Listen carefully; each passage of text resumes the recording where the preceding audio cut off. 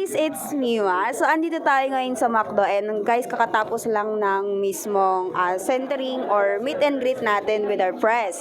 So, natuwa lang talaga ako kasi sobrang ganda talaga ng opportunity na to. Kasi bakit? Imagine mo, pati pera or ayun na, may business ka na, may promo ka pa. So, meron akong isang business partner or new partners na nagkaroon ng achieve through promo. Promo lang po to guys, promo lang. So, ito si Sir Jerome. Hi Sir, hi ka naman po.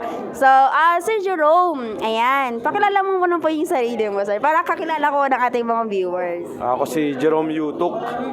Yeah. Okay. Bali sir, if ever po, matanong ko sir, gano'n po katagal dito sa app natin na ginagawa mo siya? Mga 2 weeks pa lang. 2 weeks. Tapos yung background nyo po? Developer ako sa isang IT company.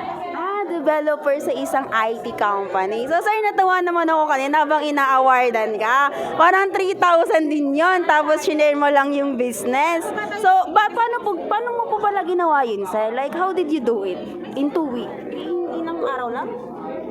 Within 2 weeks pa lang ako dito sa business. So basically, ang ginawa ko lang, pinag-aralan ko talaga yung business. Siyempre, pag pumasok ka sa negosyo, you should know your business, yung unang key.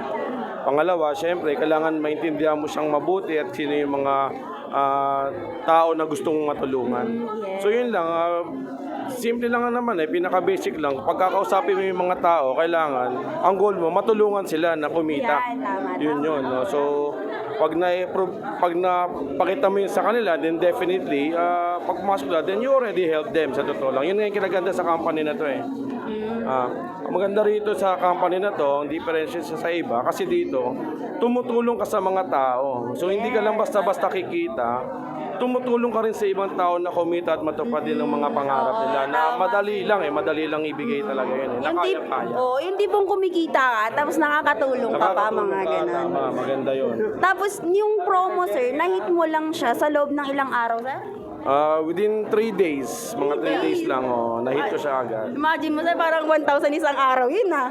Actually, isang araw pa lang ako, nakapasok na ako agad. Dahil nga yun, naintindihan ko siya. Then yun, sumunod nga, after 3 days, nakapasok ko ulit ng mga dalawa. Wow. So yung mga ganun.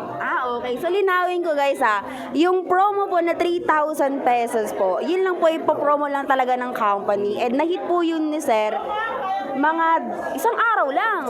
Isang araw lang. Okay. Pero the bottom line is, ano po yung pagkakaiba na nakita mo sa app natin sa ibang business sa labas?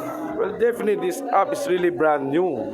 Marami talagang dito pa lang kasi ang serbisyo ang ino-offer mo sa tao Trabaho kasi yun It's an asset actually.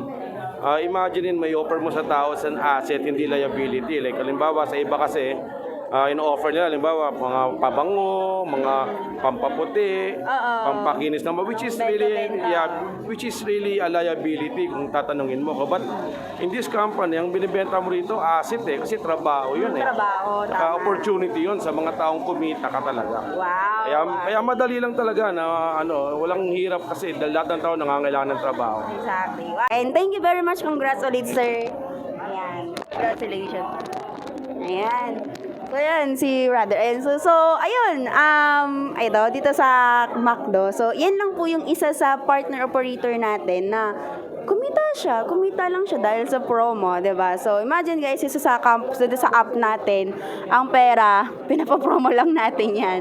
So, thank you for watching and hopefully follow and like nang for more inspiring stories from Up Here Servicio. Bye!